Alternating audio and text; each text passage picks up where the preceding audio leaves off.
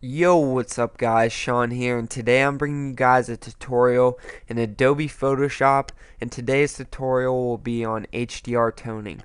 HDR toning is what really makes the image pop out in the lighting and the colors and the detail. It's a really good adjustment to use to make your image really stand out and look good.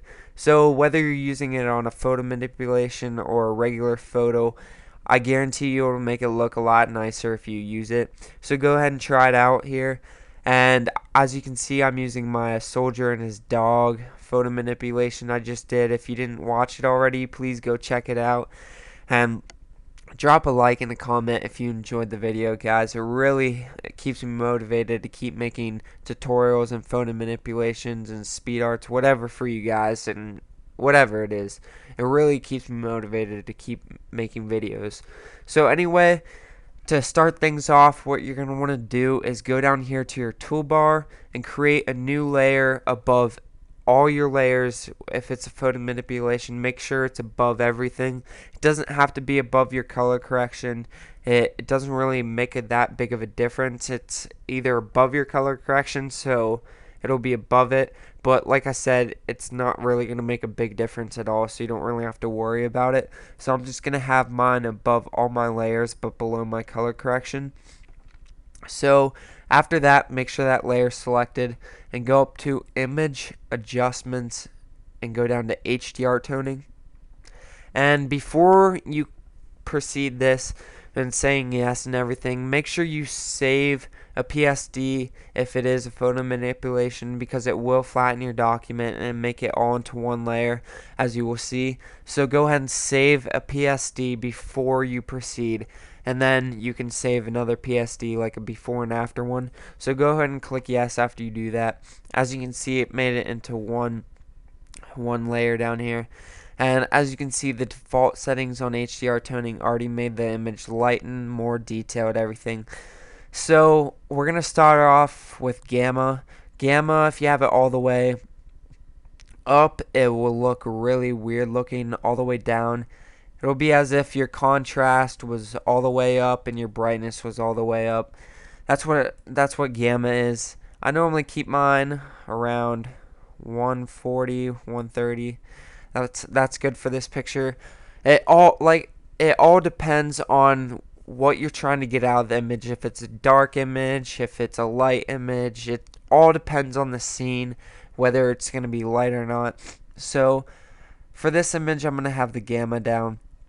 I'm going to have the exposure down to around 123, sorry, 23.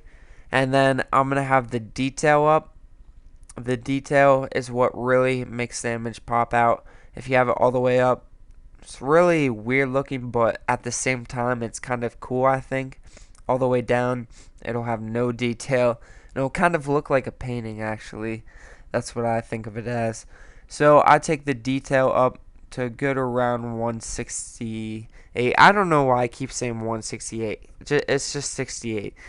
Sorry about that, but then your shadows, if you have it all the way up, it won't have any shadows. If you have it all the way down, it'll darken your shadows.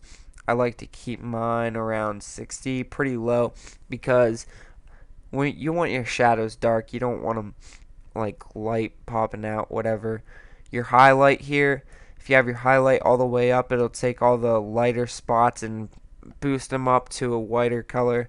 All the way down, it'll have no highlights. So I'm going to put my highlights up, not too much. 5 is good. Vibrance, now this is depending on whether you want your image to be monotone or the colors to pop out. Because if you have your vibrance up, it's going to make the colors pop out. As you can see, the greens are popping out. See, if I have it all the way up, all the colors are popping out, and the greens especially.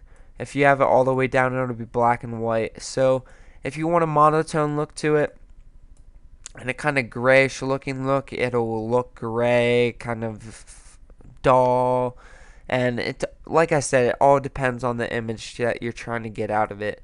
For this image, I'm going to go up quite a bit here. Maybe not so much. Around 40. That looks good. And the saturation does quite the same thing. brings out the colors. As you can see, it's really green now. Colors are really popping out. And then if you take it all the way down, it would be black and white. So I'm going to keep the saturation as it was, around 20. That's good. So that is HDR toning, and that's what it does. As you can see, I'll take the preview off here, take it off, see how dull that was looking, and then you put it back on, and there it is. It really popping out, making it look really nice. So go ahead and use that, guys. It really will make your image look good. So I hope this tutorial helped you guys out. I use this HDR toning after every photo manipulation I do, so it really will help your image look good. So once again, I hope it helped you guys out. If it did, don't forget to drop a like and drop a comment on what you guys would like the next tutorial to be on, whether it's in Adobe Photoshop, Autodesk 3ds Max, After Effects, but I'm mainly a Photoshop guy, so I know a lot about Photoshop. If you have any questions, email me at mayhemsean@gmail.com. Thanks again, guys.